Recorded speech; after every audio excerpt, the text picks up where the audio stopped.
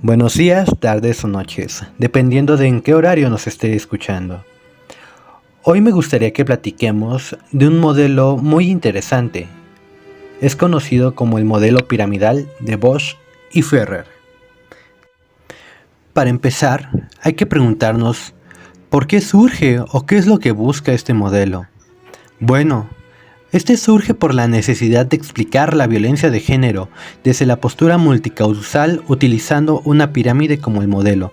Tiene como objetivo que sea universal y aplicable en todo tipo de violencia de género, ser exhaustiva, recogiendo todos los elementos relevantes y comunes presentes en la violencia de género, jerarquizándolos de manera adecuada, ser sencilla, tomando en cuenta los elementos esenciales, diferenciar los elementos causales de los elementos desencadenantes, es decir, aunque factores como el consumo del alcohol y drogas puedan ser un factor desencadenante de la violencia, no necesariamente es un factor causal de ella. Busca aportar claves explicativas para entender el proceso de filtraje. Es importante preguntarnos por qué unos varones criados en el mismo sistema actúan ante la violencia de género de diferente manera. Tomaremos como punto de partida la sociedad patriarcal, como el primer escalón de esta pirámide, tomando la definición que nos da Marcela Lard. El patriarcado es un orden social genérico, de poder, basado en un modo de dominación, cuyo paradigma es el hombre. Este orden asegura la supremacía de los hombres y de lo masculino sobre la inferioridad previa de las mujeres y lo femenino. Es asimismo un orden de dominio de unos hombres sobre otros y de enajenación de las mujeres. Y aunque en regiones democráticas pudiera surgir la idea que las leyes regulan y declaran la igualdad entre ambos sexos, estas no son suficientes para combatir la violencia de género, ya que de esta manera seríamos muy reduccionistas, dado que el sistema patriarcal encuentra otras maneras de seguir legitimizando esta violencia de manera discreta y disimulada. Como nos menciona en la Ley Orgánica de Medidas de Protección Integral contra la Violencia de Género, cuando explica los motivos. La violencia de género no es un problema que afecta al ámbito privado, al contrario, se manifiesta como el símbolo más brutal de la desigualdad existente en nuestra sociedad. Se trata de una violencia que se dirige sobre las mujeres por el mismo hecho de serlo, por ser consideradas por sus agresores carentes de derechos mínimos de libertad, respeto y capacidad de decisión. Y con lo anterior dicho, podemos observar presente estos diversos casos desde el esposo que no considera a su pareja para decisiones importantes que se toman en el hogar y manteniendo gran parte del poder sobre diversos ámbitos, como podrían ser la educación de los hijos, los deseos de la pareja como estudiar un grado, emprender o conseguir empleo, hasta en actos más sutiles como los pueden ser el clásico mito romántico, donde se considera a la mujer como una damisela frágil a salvar o como un objeto más a conseguir, sin considerar su esencia como ser humano, su libertad y conciencia de ser otro. Proceso de socialización diferencial.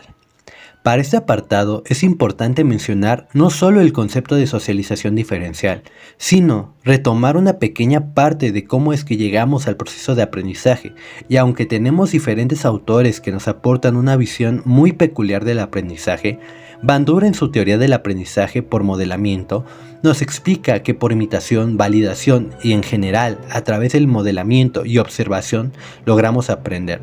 Autores como Giddens nos explican que el proceso de socialización diferencial es la manera en que las personas introyectan actitudes, valores, concepciones y conductas en las que el individuo se desarrolla.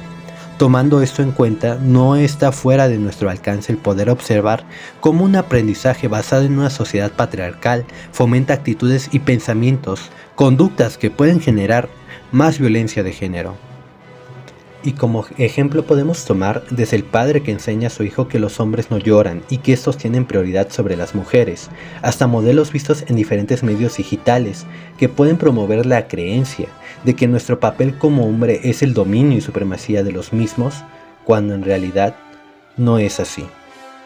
Las expectativas de control.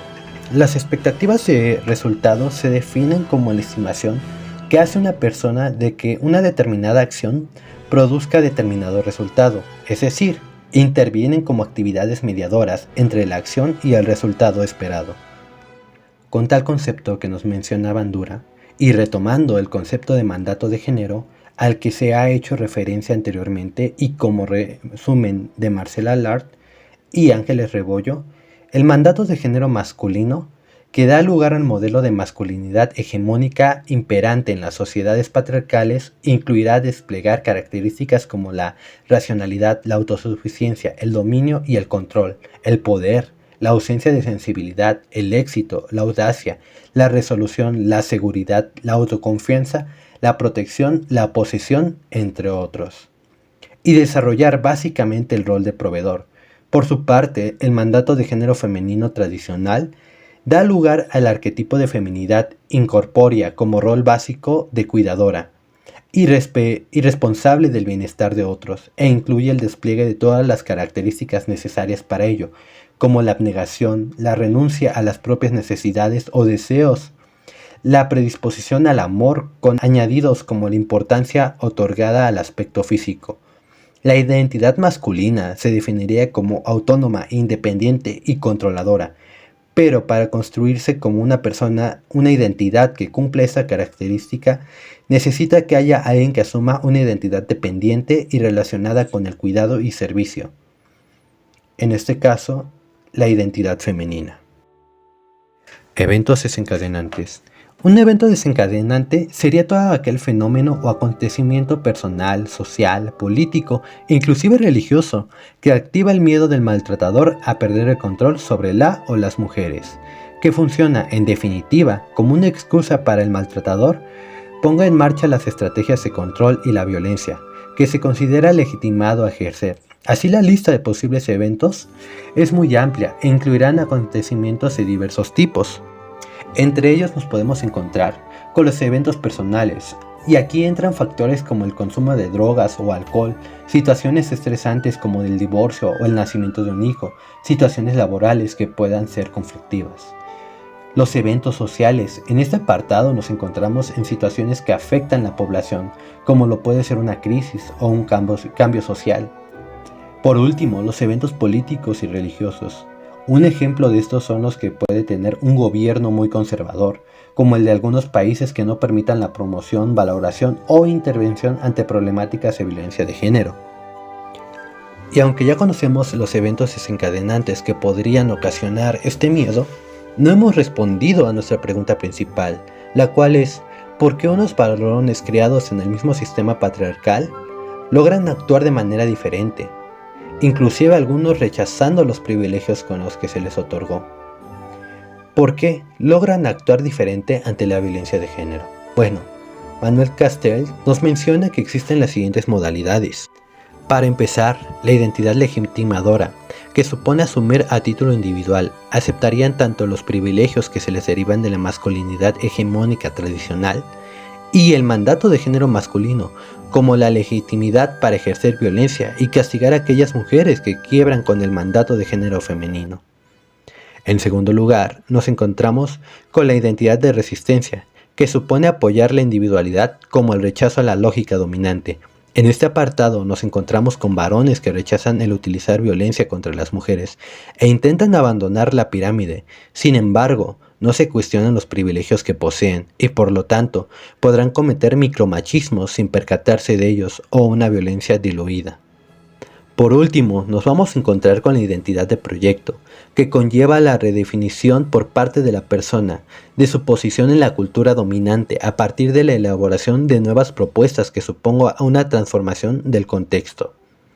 En este apartado, podremos observar a varones que no solo renuncian a la violencia como medio de control, sino que al cuestionar sus privilegios y abandonarlos, logran construir una identidad y por lo tanto una sociedad igualitaria. Y en este punto nos podemos preguntar, ¿pero cómo logramos esto? Bueno, un gran aliado para lograr construir una identidad de proyecto es la toma de conciencia, no solo de los eventos que nos rodean, sino de uno mismo. Al abandonar la identidad que se nos ha impuesto o inculcado desde infantes, conlleva la necesidad de construir una nueva, pero esto no es sencillo, por lo cual necesitaremos conocernos, cuestionarnos a profundidad. Un gran aliado para esta difícil tarea es la inteligencia emocional. Y para concluir, retomaremos dos de las famosas frases de Marco Aurelio, quien fue un emperador y filósofo estoico. Él nos menciona que no nos tenemos que preocupar por lo que no está en nuestro poder, sino que tenemos que ocuparnos de lo que está en nuestro poder. No hay que permitir que las mentes de otras personas tengan el poder sobre de ti. No importa lo que hagan, no importa lo que digan. No dejes que el dolor o el placer ajeno te afecten. Esto parece un trabajo muy amplio, pero recuerda que no tenemos que resolver todas las problemáticas de la noche a la mañana. Podemos empezar con el autoconocimiento, logrando identificar nuestras propias emociones, aceptándolas y trabajando para que no nos dominen.